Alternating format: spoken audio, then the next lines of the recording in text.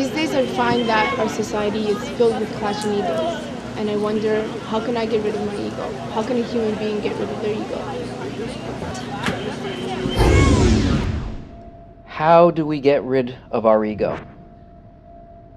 Yeah, once you begin to see all of the problems and the pain that it creates for you and for everybody around you, then you want to find a way to get rid of the source of the suffering. And most spiritual systems say that you need to eradicate egoism. It's the problem, but you know, it's kind of the problem and the solution. Let's look at it. Before you can do anything about the ego, you need to identify what egoism is, because it doesn't exist in and of itself. Everything in existence, all of the components of what we call creation, is just the will to receive. Everything's made out of that desire.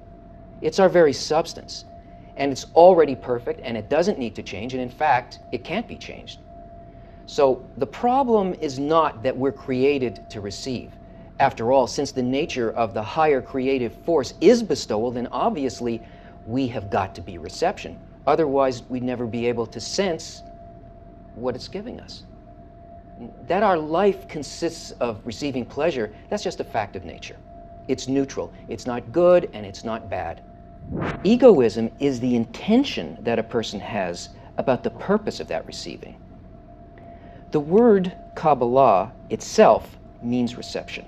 The science of Kabbalah is the method of how to receive correctly in all of our desires.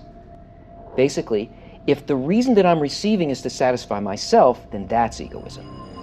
If my reason for receiving is to fulfill another, then it becomes giving to that person and ultimately to the upper force, to the Creator. But we can never do that naturally. It's something that can only be achieved above our nature and not by destroying or suppressing it. Things grow only as a result of the expansion of desire, and we're purposely given our desires in their egoistic form. It's our only tool. And it's only by expanding the ego and then correcting it that we could ever reach a state in which we would be able to exit it. And it's this process, like rungs of a ladder, that allow us to gradually encompass and attain all of reality and achieve an identical nature as the upper force. The outer action doesn't change, only the intention behind it, and that's enough.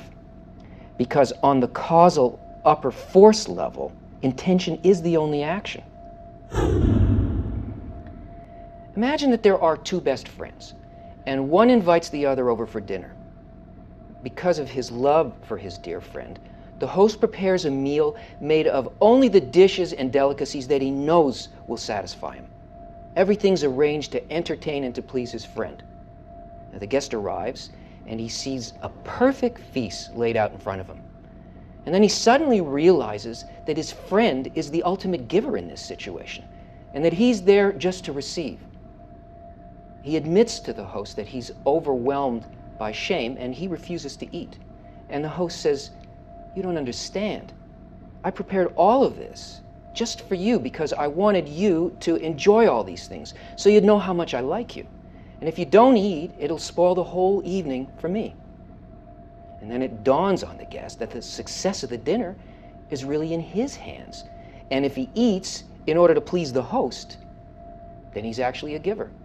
So he begins to eat and enjoy so that the host will receive the delight from all of the things that he intended and prepared for the guest. And in fact, by doing that, he even attains the mind of the host, because now he's got the identical intention and love towards the host as the host has towards him. We are surrounded by a sea of light. We're constantly being given, and we're constantly receiving. So we constantly have an opportunity to feel and correct our egoism. Some pop in a fancy glass. Here's to you.